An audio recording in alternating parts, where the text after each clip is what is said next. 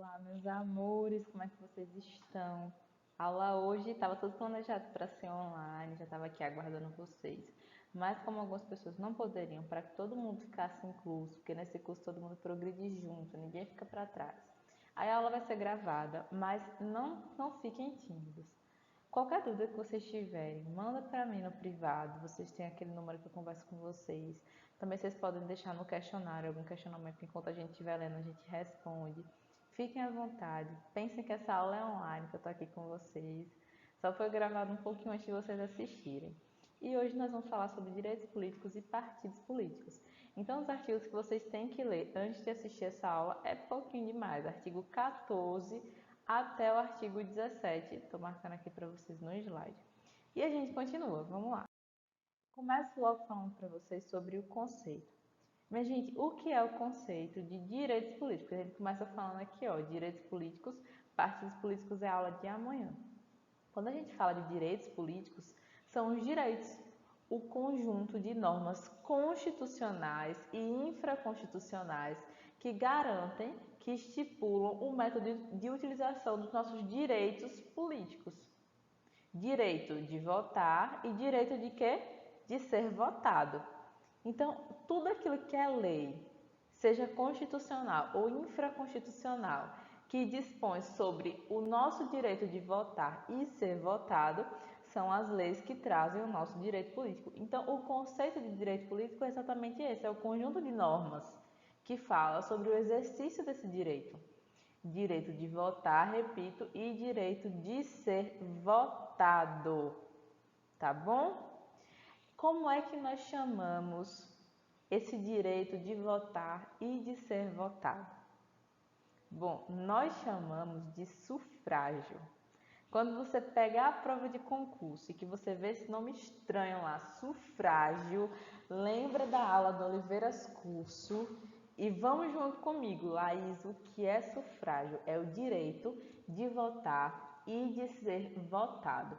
Na nossa Constituição de 1988, o direito ao sufrágio é universal, ou seja, não há critério discriminatório para as pessoas poderem votar ou serem votadas. Existem critérios? Existem.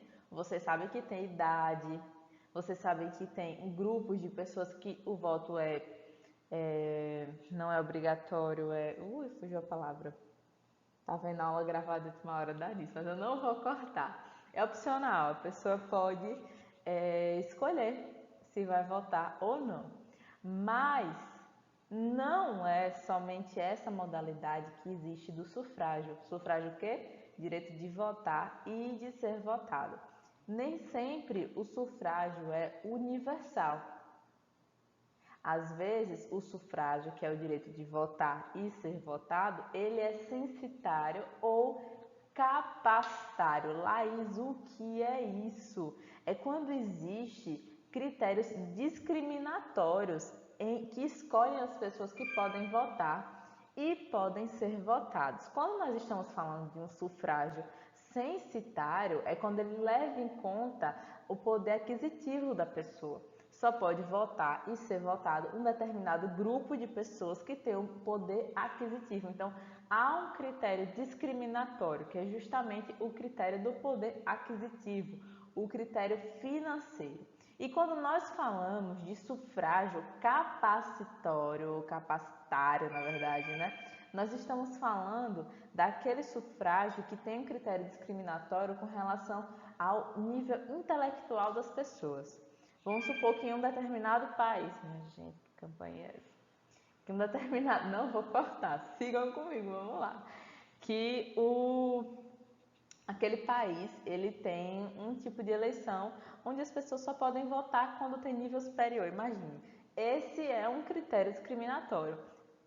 Critério discriminatório capacitário. E quando nós falamos de critério discriminatório censitário, é justamente aquele em que as pessoas, como eu já falei, têm um determinado poder aquisitivo. Vamos supor que um país só pode votar quem recebe mais do que 100 mil por ano.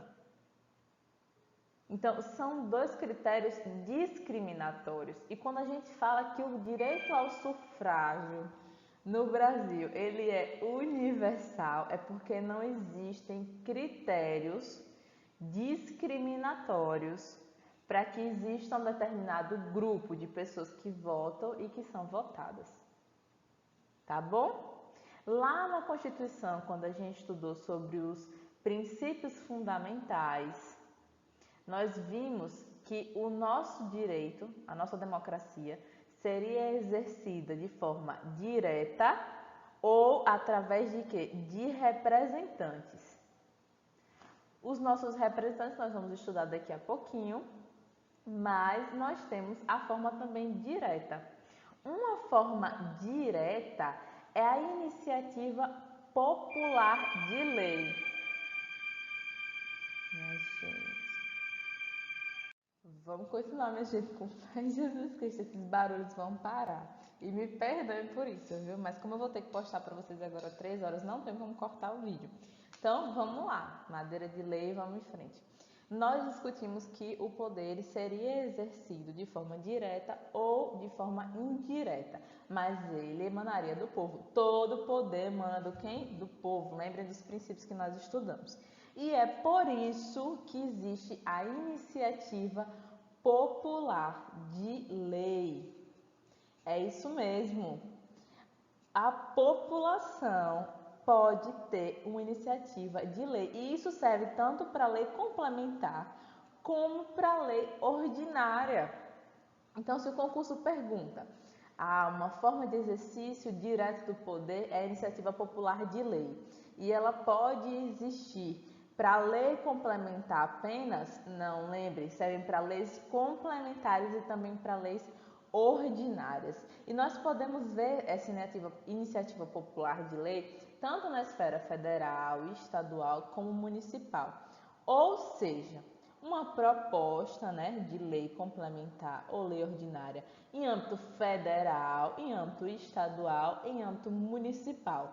Laís, como é que funciona isso? Eu vou falar para vocês o federal porque ele está escrito na Constituição, lá no artigo 61, no parágrafo 2º, anota aí, artigo 61, parágrafo 2º, e funciona da seguinte forma. Tem que ser 1% do eleitorado nacional, pelo menos de 5 estados. Então, vamos supor que só São Paulo tivesse 1% do eleitorado nacional. Se todo mundo de São Paulo votasse nessa iniciativa popular de lei, mesmo assim ela poderia ser levada adiante? Não poderia, porque o mínimo de estados são 5 estados. E o último critério, no mínimo 0,3% do eleitorado de cada um deles. Ou seja, tem que ser o quê? 1% do eleitorado nacional, dentro de 5 estados, e nesses estados, essa quantidade de pessoas, de eleitores, teria que ser o quê? 0,3% no mínimo de cada estado. Isso são regras que foram impostas na nossa Constituição para que não acontecesse, por exemplo, apenas um estado conseguisse editar, fazer uma proposta de lei complementar ou lei ordinária, para que apenas um estado não tivesse esse poder, e sim a união de no mínimo que 5 estados e 0,3% do eleitorado de cada estado. Essa é a forma federal para que aconteça uma iniciativa popular de lei.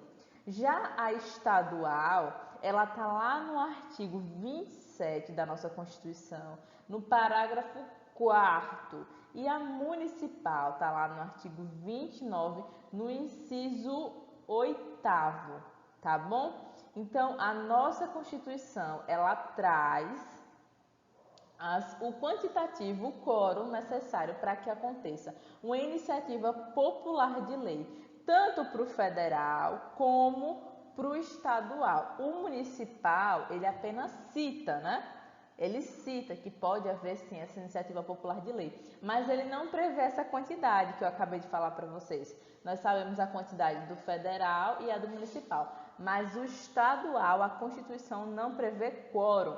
Então, se deparou com questão de concurso perguntando Referente à iniciativa popular de lei, a nossa Constituição analítica trouxe o quórum para todas as esferas, para todos os entes. Isso é verdadeiro? Não é verdadeiro. A nossa Constituição traz a prerrogativa para que tanto no âmbito federal, no âmbito estadual, no municipal, houvesse sim iniciativa popular de lei. Mas ela só traz o quórum para o federal e para o municipal. O estadual, a Constituição, ela silenciou. Ela não apresentou um quórum suficiente, necessário, para que acontecesse a iniciativa popular de lei. Tá bom? Deu para entender? Vamos prosseguir então. Vamos falar um pouquinho sobre sufrágio.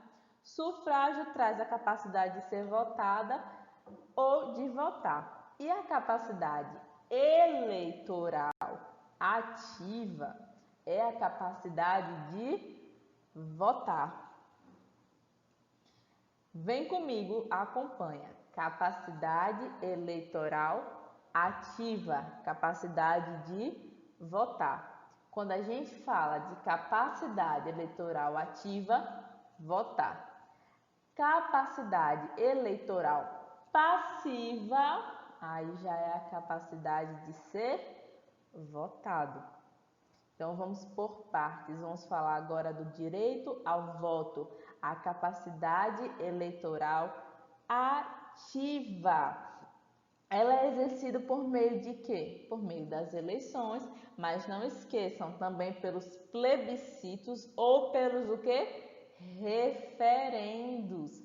Não esqueçam que a capacidade eleitoral ativa não é só o voto, ela também inclui os plebiscitos e os referendos, tá bom? Nós entendemos que adquire-se essa capacidade eleitoral ativa quando nós tiramos o que? O título de eleitor.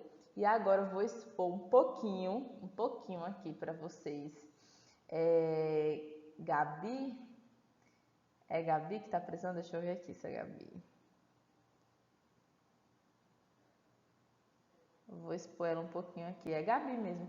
Gabi, ela se inscreveu num concurso público, tá bom? E aí ela estava lendo o edital e ela percebeu que só poderia tomar posse nesse concurso público se ela tivesse com sua capacidade eleitoral ativa. Como é que ela pode comprovar que sua capacidade eleitoral está ativa? Quando ela tem o quê? O título de eleitor. É o mesmo que a gente falou com relação a um remédio constitucional que vocês estudaram junto comigo, que é a ação popular. A ação popular, ela só pode ser impetrada por um cidadão que está com seus direitos políticos o quê? Ativos. Lembram disso? E como é que a gente comprova isso? Quando o cidadão ele tem o título de eleitor. Então, o título de eleitor é o documento comprovatório de que nós estamos com a nossa capacidade eleitoral ativa. Agora vamos falar de voto, tá bom? O voto, ele é obrigatório, acompanha comigo no slide, facultativo e inalistável. Lá está falando em grego para mim, o que você está falando aí? Vamos por parte.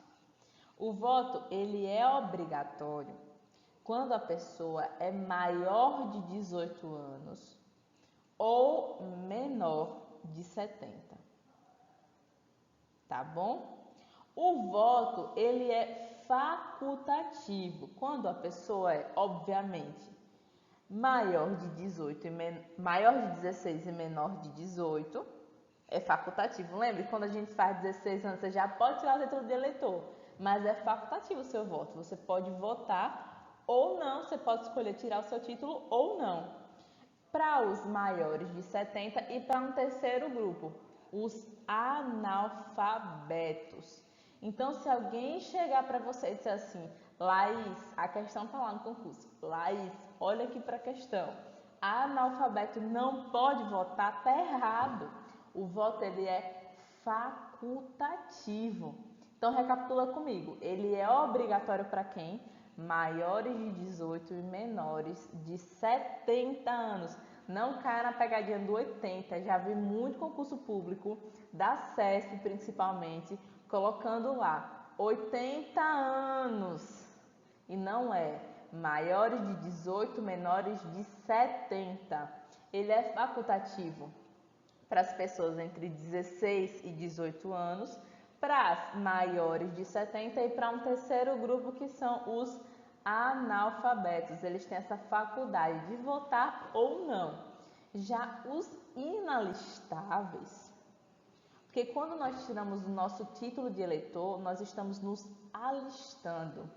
É uma alistabilidade ao direito de votar. Nós estamos nos alistando, estamos adquirindo o nosso direito de votar, de expressar o nosso desejo político, de escolher os nossos representantes.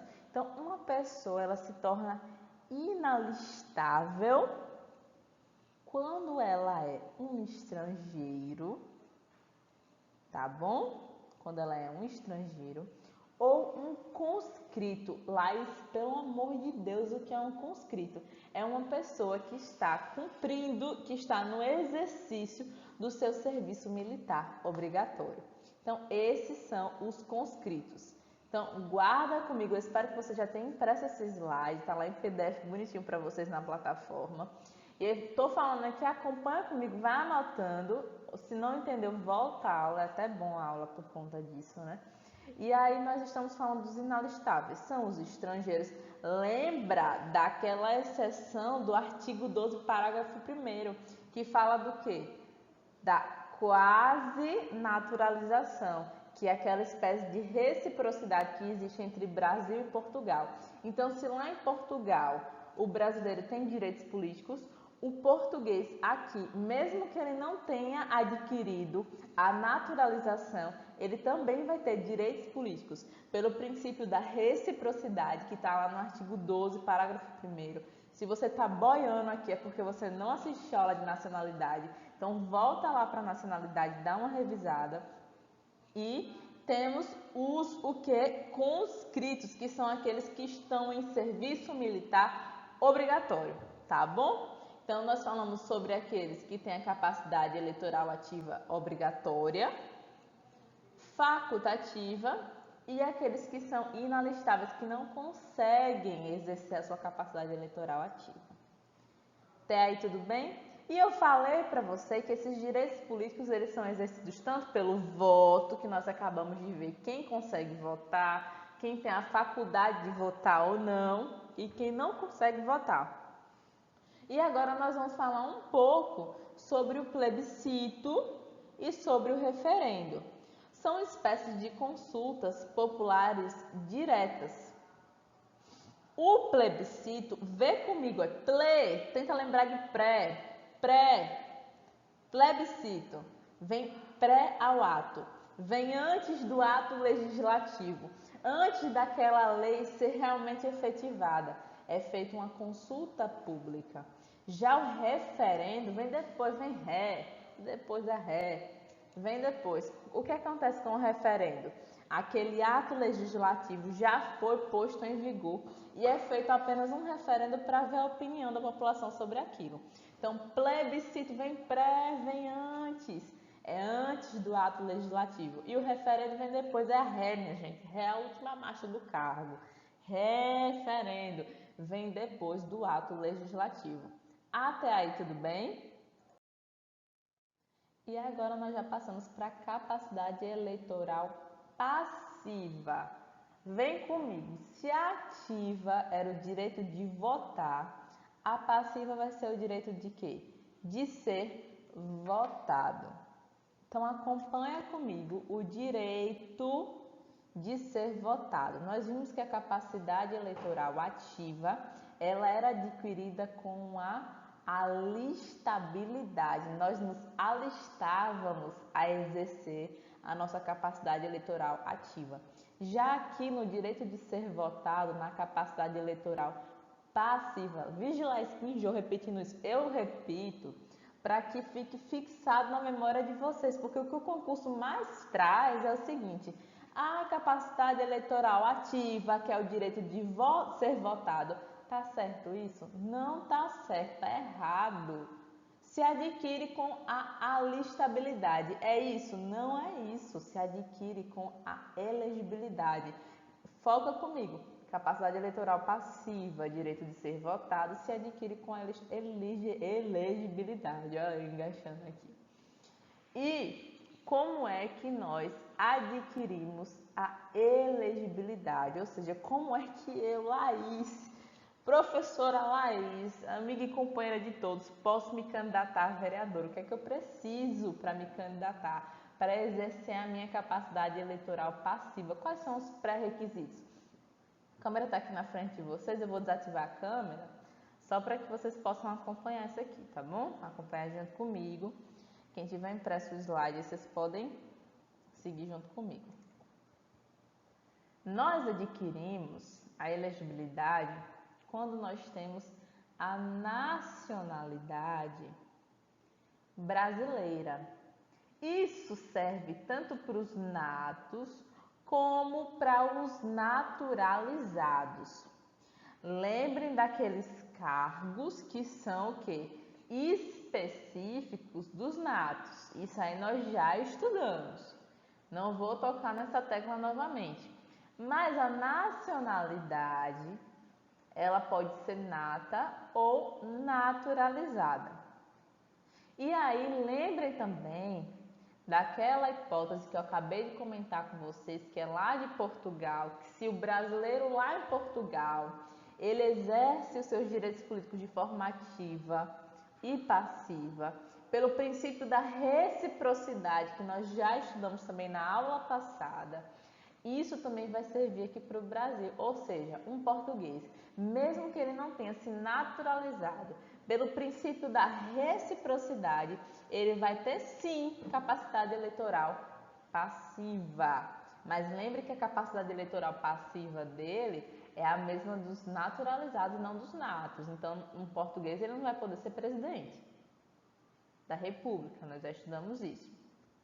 A pessoa ela tem que estar em pleno exercício dos seus direitos políticos. Laís, o que é pleno exercício dos direitos políticos? Ela tem que estar com a sua alistabilidade ok. Esse tema que nós acabamos de estudar, capacidade eleitoral ativa, tem que estar ok. Ou seja, para eu exercer minha capacidade eleitoral passiva, eu tenho que estar com a minha capacidade eleitoral ativa ok. E aí nós vamos aqui o alistamento eleitoral. Eu tenho que me alistar eleitoralmente. O meu domicílio, olhe, o meu domicílio eleitoral tem que ser na circunscrição que eu vou ser votada. Mas é aí que o concurso público vem e traz o seguinte: o domicílio de Fernando tem que ser na circunscrição onde ele vai exercer sua capacidade eleitoral passiva. Não é o meu domicílio de fato, é o meu domicílio eleitoral, porque quando eu tiro um título de eleitor, eu posso escolher onde eu vou votar. Então, se eu pretendo ser vereadora em Glória, o meu título de eleitor tem que estar o quê? Em Glória. Aqui no Brasil é exigida a filiação partidária, ou seja, para eu me candidatar a vereadora, a governador, a presidente, a prefeito, eu tenho que ter um partido ao que eu seja afiliado. Pode ser o PT, PTB, PSB, Novo, tem 1 bilhão de partidos aqui no Brasil, os partidos de centro, os partidos de direita, os partidos de esquerda. Mas o importante é saber que eu preciso de uma filiação partidária. Eu não posso, de forma o quê? Avulsa, me candidatar para uma eleição, para exercer minha capacidade eleitoral passiva. Por exemplo, nos Estados Unidos é permitido a candidatura avulsa. Em alguns locais você pode se candidatar sem estar filiado a nenhum partido. E agora nós já passamos também para um requisito chamado de idade mínima. E eu abri uma aba aqui só para a gente falar de idade mínima. Se você já respondeu as questões aqui, você já viu a dica do telefone dos direitos políticos, que é o 35 30 21 18. Se liga no telefone, 35 30 21 18. 35 30 21 18. Você não vai esquecer desse número de telefone. Decora, guarda ele na sua mente. E esse telefone é o telefone das idades mínimas. Para eu me candidatar a presidente e vice, eu preciso ter 35 anos. Para me candidatar a governador, eu preciso ter 30 anos. Para me candidatar a deputado, prefeito, vice-prefeito e até juiz de paz, eu preciso ter 21 anos. E para vereador, eu preciso ter 18 anos. Mas tem uma diferença. Olha isso aí. Quando eu me candidato a presidente ou vice, governador, deputado, prefeito, vice-prefeito e juiz de paz, essa idade mínima, ela só vai ser verificada na posse. Eu posso até concorrer a presidente com 34 anos, mas se na data da posse eu já tiver 35 anos, eu vou tranquilamente ser empossada. Já o vereador, preste atenção nessa seção, já o vereador, lá no artigo 11, no parágrafo 2º da Lei 9.504 de 97, os vereadores, eles têm que ter 18 anos completos na data limite para o período de registro, ou seja, o vereador ele não precisa ter 18 anos só na posse. Na data limite de registro da candidatura daquele vereador, ele já tem que ter 18 anos. Laís, por que isso? Porque senão ele seria um menor. E nós sabemos que ele poderia cometer um crime durante o pleito eleitoral. Então seria um jovem de 17 anos que cometeu um crime durante o pleito eleitoral e seria inimputável. Olha que situação complexa. Para quando vocês forem estudar direito penal, vocês perguntarem lá para a professora Júlia: professora, essa questão de idade, na data da posse, na data do registro da candidatura, bom, ele seria um inimputável, menor inimputável. Pergunta a Júlia o que é inimputável. Anota aí para perguntar. Já está chegando a aula de penal. E vocês vão ver justamente isso, que é necessário esse artigo dessa lei que eu acabei de citar para vocês. Porque todos esses aqui, ó, 21, 30, 35, por mais que eles se colocassem, né, o processo de elegibilidade com 34, com 29, com 20 não teria problema. Mas o vereador ele poderia iniciar sua candidatura com 17 anos, imagine que situação. Então, por isso, o artigo 11, parágrafo 2º da Lei 9.504 de 97, trouxe essa hipótese de que a data limite do registro da candidatura do vereador, ele já teria que ter 18 anos o quê? Completos. Os demais precisam ter essa idade somente na posse. E aqui eu já volto com minha câmera para vocês, para que a gente estude as inelegibilidades, ou seja, aquelas hipóteses que tiram a capacidade de ser votado, a capacidade eleitoral passiva. Quem estiver acompanhando com a Constituição, acompanha comigo lá no artigo 14, parágrafo 4º. Vamos andando aqui, vamos caminhando. Nós temos inelegibilidades, ou seja, a perda, né, da capacidade eleitoral passiva absoluta ou relativa. Presta atenção, absoluta ou relativa. Quem é que tem inelegibilidade absoluta, ou seja, não vai poder de forma nenhuma, nenhum cargo exercer a sua capacidade eleitoral passiva? Os inalistáveis, aqueles que não conseguiram se alistar, nós já conseguimos, hein? Vamos em frente, nós vamos exercer nosso direito de voto daqui a alguns dias. E os analfabetos. E aí eu entro com vocês em uma polêmica grande. Lembram do caso Tiririca?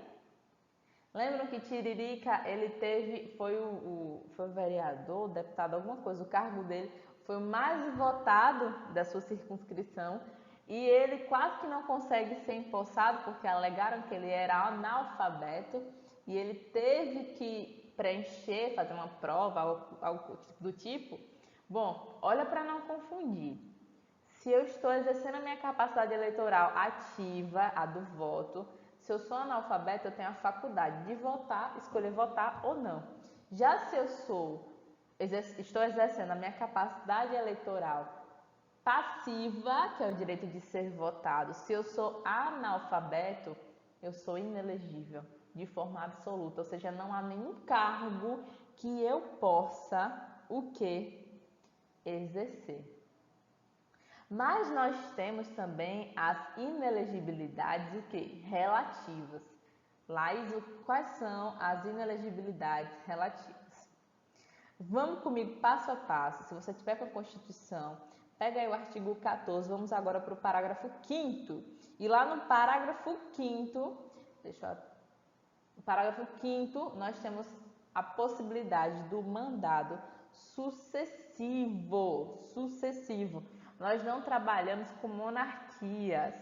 Os cargos, eles não são vitalícios. As pessoas exercem um mandado de certo tipo de tempo e eles só podem se reeleger uma vez de forma sucessiva.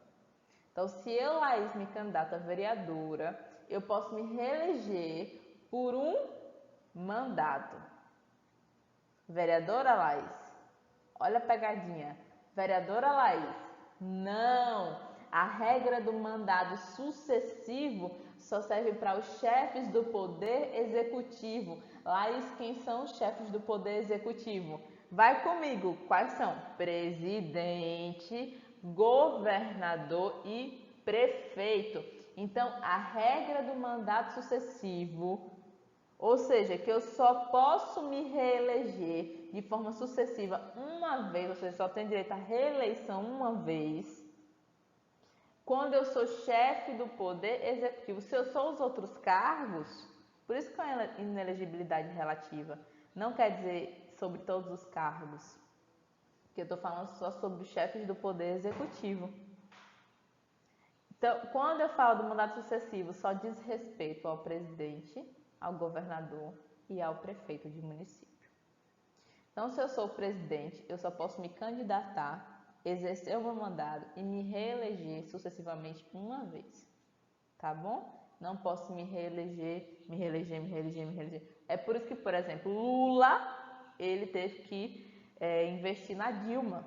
Ele não, por mais que o povo quisesse votar em Lula, por essa regra que nós estamos estudando aqui do mandato sucessivo, ele não poderia se reeleger mais uma vez. Gente, a gente tem que lembrar que nós havíamos saído de um estado ditatorial, militar. Nós já tínhamos passado pela ditadura Vargas, nós já tínhamos passado pela ditadura militar. Então, os legisladores tentaram imprimir nessa nossa Constituição Cidadã a possibilidade de que não acontecesse mais isso, que existissem cargos vitalícios, presidentes que ficassem se reelegendo por 20, 30 anos. Então, essas regras limitatórias, essas regras que trazem inelegibilidade relativas, eram para garantir que uma pessoa não continuasse no poder por períodos longos de tempo. Se em 8 anos já tem gente que faz estrago, imagine um presidente por 10 anos, 15, 20, 30 anos. Imagine que situação. Então, para os chefes do poder executivo, vedado o mandato sucessivo, o terceiro mandato sucessivo, nós só podemos ter a eleição, ele é empossado, exerce o seu primeiro mandado e se reelege apenas uma vez. O terceiro é proibido. Nós temos também, a questão da renúncia. Se eu sou chefe do poder executivo, por exemplo, sou presidente, e eu desejo me candidatar a um outro cargo, seja qualquer que for ele, cargo político, eu tenho que renunciar ao meu cargo atual 6 meses antes do pleito. Ou seja, Belivaldo, nosso governador aqui do estado de Sergipe, se ele quiser se candidatar a prefeito, a deputado estadual, a vereador, seja lá o que for, ele tem que abdicar, renunciar o seu cargo atual de governador 6 meses antes do pleito. Então, isso é uma inelegibilidade relativa, ou seja, durante 6 meses antes do pleito, Belivaldo teria que renunciar o seu cargo que atualmente é exercido de governador do estado de Sergipe. E agora nós vamos falar sobre um tema que ele não cai não, mas que ele despeca em concurso público, CESP, FGV, até para a prova da OAB cai demais isso aqui, chega a dar agonia e eu preciso que você se concentre. A gente está acabando essa aula só para vocês prestarem bastante atenção nesse tema aqui. A inelegibilidade reflexa. A inelegibilidade reflexa é o seguinte, vou ler para vocês. Cônjuge, companheiro e parentes até o 2º grau do chefe do Poder Executivo. Quem é chefe do Poder Executivo? Lembra comigo? Presidente, governador, prefeito. São inelegíveis no território da jurisdição do titular, salvo se ocupante de mandado eletivo ou candidato à reeleição. Meu pai eterno, parece que eu li grego, né? A primeira vez que eu li também eu falei, fala Deus, que eu não estou entendendo. E é o seguinte, cônjuges, companheiros e parentes até o 2º grau daqueles que são chefes do Poder Executivo, eles não podem se candidatar à eleição no mesmo território de jurisdição dos seus cônjuges, companheiros ou parentes até o 2º grau, naquele momento. Eles se tornam inelegíveis relativamente. Eu vou ter que dar exemplo de um por um para que vocês possam entender. Bolsonaro. Ele é o chefe do Poder Executivo nacionalmente. Então, o seu território de jurisdição é o Brasil. Então, a esposa de Bolsonaro, ela não pode se candidatar a nenhum cargo dentro do território nacional. Se ela quiser se candidatar, ela tem que se candidatar em outro país. Porque aqui, de acordo com a nossa Constituição, pelo princípio da inelegibilidade reflexa, ela não pode se candidatar. E você fala lá isso, mas os filhos de Bolsonaro não são aqueles problemáticos. Eles não são pessoas que estão lá. Então, salvo se ocupantes de mandado eletivo, ou seja, salvo se eles já estavam lá ocupando algum cargo, ou se eles são candidatos à reeleição. Então, Bolsonaro, ele pode manter os seus filhos com algum cargo político? Pode, caso eles já estivessem exercendo esse cargo político ou eles fossem candidatos à reeleição. Mas Bolsonaro virou presidente e aquele filho dele decidisse se candidatar a primeira vez a um cargo político, ele poderia? Não, porque ele se tornaria inelegível de forma reflexa, ou seja, a elegibilidade de Bolsonaro iria interromper a elegibilidade dele de forma reflexa. Nós vimos agora a inelegibilidade reflexa no âmbito nacional. No âmbito estadual, nós estamos falando de governador, ou seja, a esposa do governador, o filho do governador, não poderia se candidatar a nenhum cargo dentro do quê? Dentro do território de jurisdição do pai dele ou da esposa do esposo dele. Nenhum cônjuge, companheiro ou parente até o 2º grau do governador poderia se candidatar a nenhum cargo dentro do território, ou seja, dentro do estado.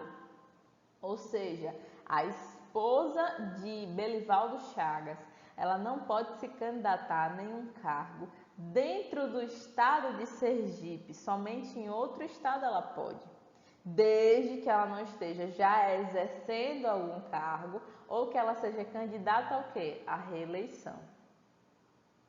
E agora no âmbito do município. O território de jurisdição daquele prefeito é o quê? É aquele município. Então o filho dele pode ser vereador no município vizinho. A esposa dele pode ser prefeita do município vizinho. Então, o território de limitação daqueles parentes e cônjuges e companheiros é o território do município. Por que eu estou explicando isso? Exemplo por exemplo, deixando a aula até um pouco estendida.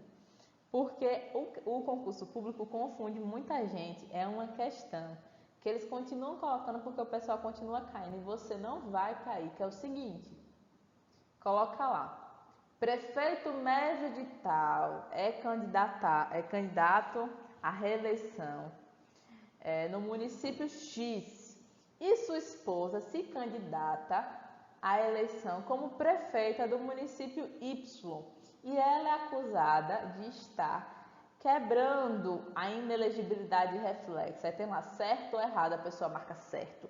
Porque vê lá a palavra inelegibilidade reflexa, já imagina, não, ela não pode.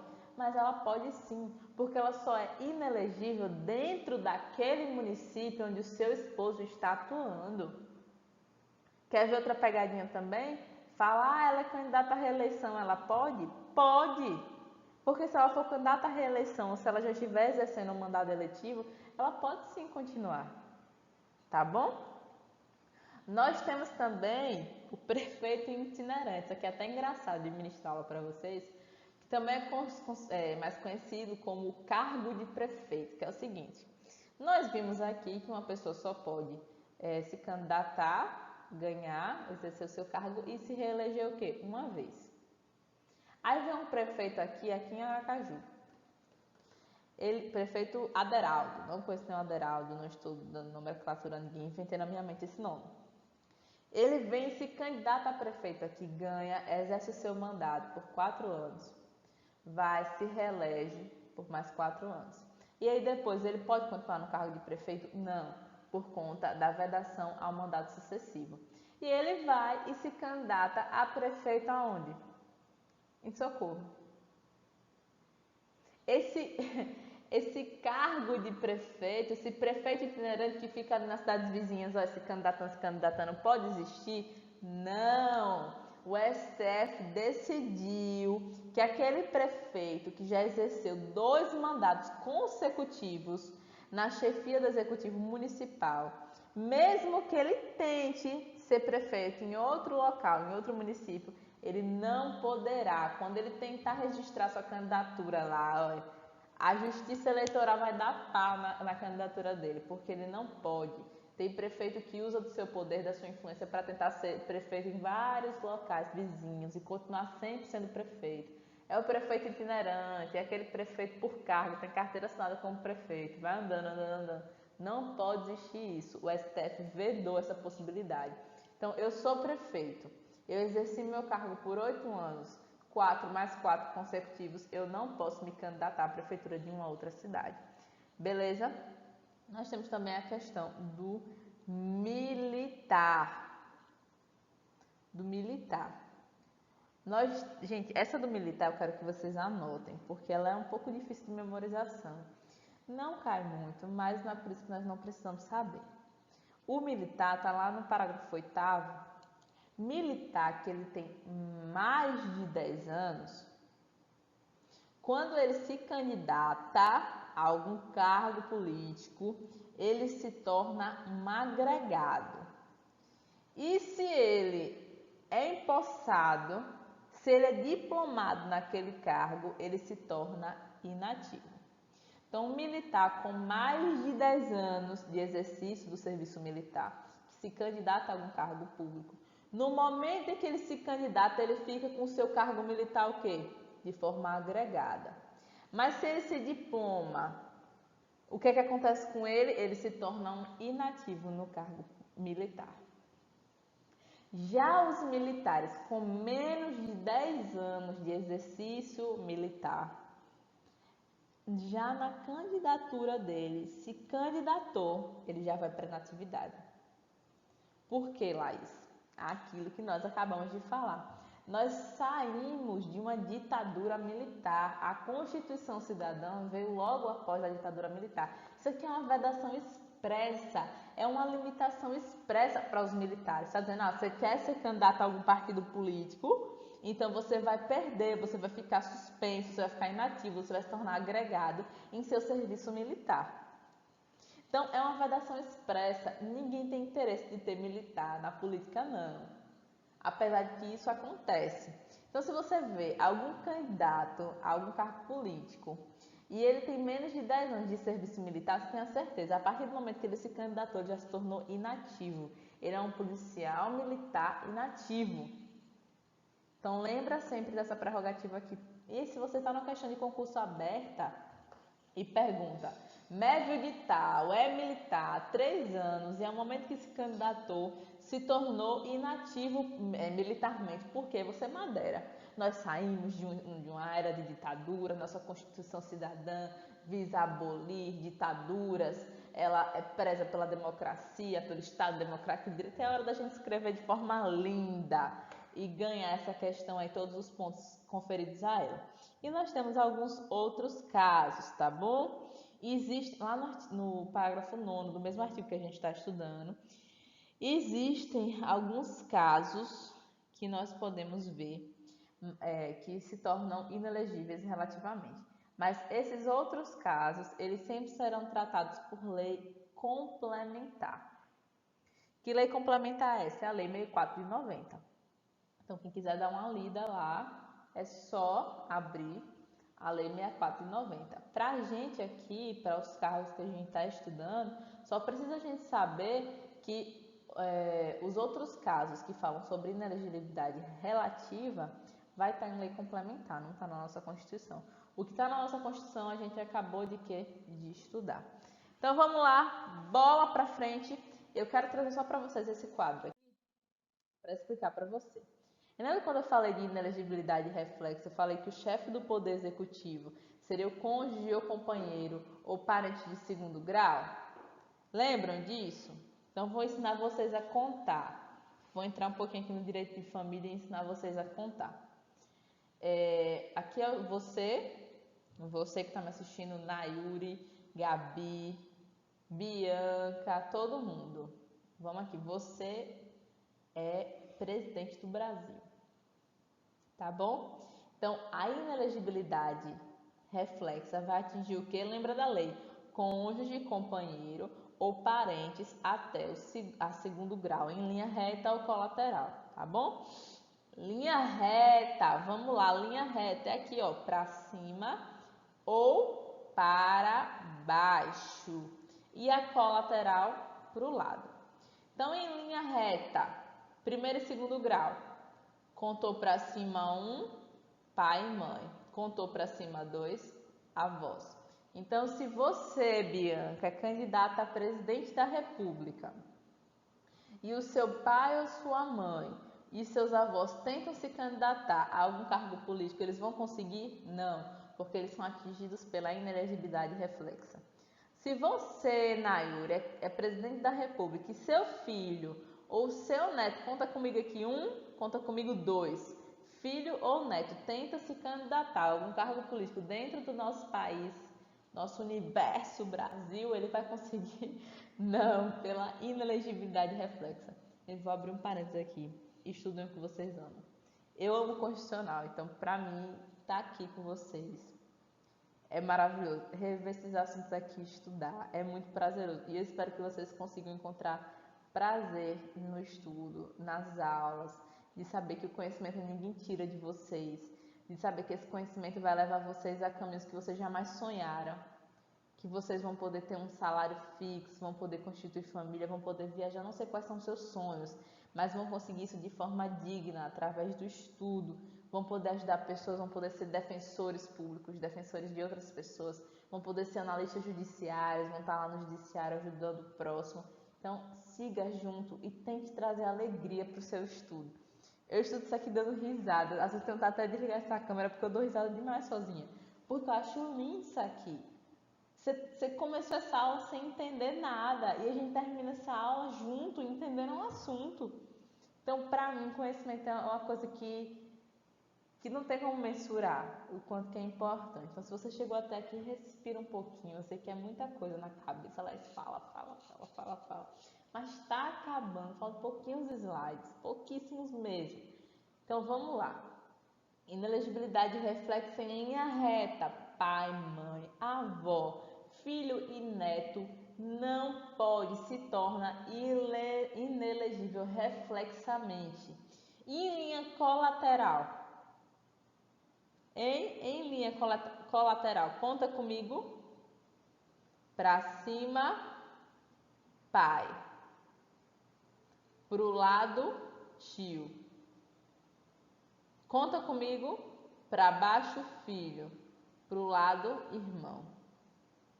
Então, o irmão, ele não pode, olha aí, o irmão de Bolsonaro, Bolsonaro não sei das quantas, não pode se candidatar a nenhum cargo político dentro do território nacional. E aqui, os parentes do cônjuge e do companheiro, a contagem é da mesma forma. Quando a gente fala companheiro em linha direta ou afins que a gente está falando são aqueles parentes por afinidade, são os parentes do nosso cônjuge ou companheiro, ou seja, até a minha sogrinha, até o meu sogrinho, até o meu cunhadinho, minha cunhadinha se tornam inelegíveis. Tá vendo? Acompanha, meu enteado, minha enteada também se tornam inelegíveis. Então, da mesma forma que a gente contou aqui, para cima, para baixo, para o lado, a gente conta aqui no cônjuge ou no companheiro. Fechou? Então, até prova de direito de família você responde com isso, porque você já entendeu o que é colateral, o que é afim, o que é em linha reta. Se não entendeu, volta a explicação e acompanha aí, bota a velocidade para 0,25 e vai vendo lá isso falando que eu sei que eu falo rápido, me perdoe. Vamos para frente. AIME, minha gente, AIME é um negócio que é fácil demais. A gente só precisa aprender essas duas coisinhas aqui e que cai. Então, essa questão da AIME, a gente não vai errar. Combinado? Não vamos errar. AIME a gente não vai errar. Você pode errar outra coisa, pode errar contagem de pai, irmão, de não sei o que. Não é nem para errar, mas se errar, tá perdoado. Agora a AIME, não, você não vai errar não. Ação de impugnação de mandado eletivo, ou seja, fulaninho de tal, mesmo eleito, ele pode ter o seu mandado impugnado. Ação, acompanha comigo, a ação de impugnação de mandado eletivo. Lê comigo aqui. O mandado eletivo poderá ser impugnado onde? A primeira pergunta que é concurso público. Onde é que nós podemos impugnar o mandado de um candidato, de um mandado eletivo? Na Justiça Eleitoral. No prazo de quantos dias? De 15. Concurso sempre coloca 12, 20, 30, mas nunca 15. Contados da diplomação. E essa ação de impugnação, ela tem que estar instruída com provas de abuso de poder econômico, corrupção ou fraude, ou seja, Bolsonaro se elegeu. Falo que parabéns aos meus pêsames, né? Faça a sua escolha, não sei de quem você é candidato. Mas aí eu vou e descubro que teve uma fraude desgramada por trás da eleição dele. Então eu posso entrar com a AIME, com a ação de impugnação de mandado eletivo, perante a Justiça Eleitoral, mas eu só tenho 15 dias para fazer isso. E eu tenho que estar instruída com provas minha ação. Junto da minha ação tem que ter provas concretas. Mas isso é contado a partir de quando? A partir da diplomação. Ou seja, desde o dia em que Bolsonaro foi empossado. Tá bom? Lembre sempre que é só contra abuso de poder econômico, corrupção ou fraude. A ação, olha, corrija isso aqui, mesmo. A ação de impugnação de mandato tramitará em segredo de justiça. Teve uma questão no questionário, eu tô lembrando aqui dela, responde lá o questionário, que falava que devia tramitar de forma pública. Não, tramita em segredo de justiça. Sabe por quê? Eu vou começar a tirar sua curiosidade daí. Ai, acontece demais. Mas acontece o seguinte, um ex-prefeito tentando queimar um novo prefeito, um ex-presidente tentando queimar um presidente atual, ou seja, é como se Lula tivesse chateado com o Bolsonaro e entrasse com a AIME falando que ele foi corrupto, que ele teve fraude, não tinha prova nenhuma, mas tentou incriminar Bolsonaro. Estou dando exemplos aqui, tá bom, gente? A gente sabe que tem prova assim que ele foi corrupto. Não, calma, a só está sendo gravada. Não faz isso. Então, por que segue em segredo de justiça? Porque se nada for comprovado, só fez queimar uma pessoa. Só fez queimar. E o autor, ele responde na forma da lei, né? Se ele tiver agido de má fé, se o autor da AIME tiver agido de má fé, ou seja, ele não tinha prova nenhuma, ele trocou a AIME só para queimar o cara, para atrasar lá os processos do cara. Ele pode, inclusive, se tornar réu de uma ação. Responder, ele pode responder. Então, não vá achando que é só entrar com a AIME para queimar alguém. Se você tiver agido de má fé, você vai sim se tornar réu de uma ação. Ele pode responder uma ação. Vamos para frente? Privação dos direitos políticos. Gente, isso aqui é lindo demais. Isso aqui é lindo demais. E eu já comecei aqui colocando grande aqui, ó. Ninguém pode ter os seus direitos. Artigo 15, acompanha comigo. Ninguém pode ter de forma nenhuma, grave na sua mente, cola na sua testa, lê todo dia na porta do espelho, escreve lá de batom. Ninguém pode ter os seus direitos políticos cassados. A pessoa pode perder ou ter os seus direitos suspensos, mas cassados, jamais. Eu vou desligar aqui a câmera porque está na frente de vocês. Mas, gente, acompanha comigo. Eu sei que vocês não vão estar me olhando, mas acompanha comigo aqui no mouse. Vamos para frente. Nós podemos perder os nossos direitos políticos, jamais ser cassados. Como? Quando nós temos o nosso cancelamento da naturalização por sentença transitada em julgado. Tá bom? Teve sentença transitada em julgado, ou seja, não cabe mais recurso do cancelamento da minha naturalização, eu perco. E aqui nós temos a escusa de consciência. Olha essa segunda hipótese. Eu me recusei a cumprir uma obrigação a todos impostas ou uma prestação alternativa. Por exemplo, eu sou homem, eu tenho 18 anos completos. O que eu tenho que fazer? Eu tenho que me alistar, tá bom? Tenho que me alistar e eu me alistei, fui aceita no exército, tô lá, acontece, por exemplo, sou adventista do sétimo dia e decido não cumprir serviço militar no sábado, porque eu sou adventista, guardo o sábado, enfim. E aí o meu chefe lá, né, no exército chega e fala assim, não, beleza, você pode sim exercer seu direito de religião, sua liberdade religiosa, mas eu vou lhe impor uma prestação alternativa. Você não vai trabalhar no sábado, mas você vai trabalhar todos os domingos. E eu vou lá e não vou nenhum domingo. Então, se eu me recuso a cumprir uma obrigação a todos impostas ou uma prestação alternativa daquilo, eu também posso perder o meu direito político. É a escusa de consciência, tá bom? É a escusa de consciência.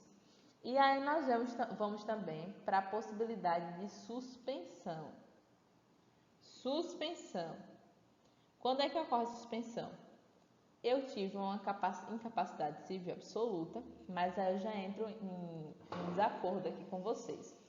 O novo CPC, ele acabou com essa possibilidade de incapacidade civil absoluta. As capacidades civis que nós temos hoje são relativas. Então, esquece isso aqui de sua mente, tá bom? E vamos só para o próximo. Tem a suspensão dos direitos políticos com a incapacidade civil absoluta? Tem.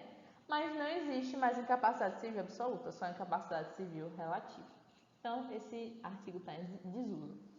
Condenação criminal transitada em julgado enquanto durarem seus efeitos. Eu fui condenada criminalmente, já transitou em julgado, não tem possibilidade de recurso. Enquanto durar os efeitos da minha condenação, eu tenho meus direitos políticos suspensos.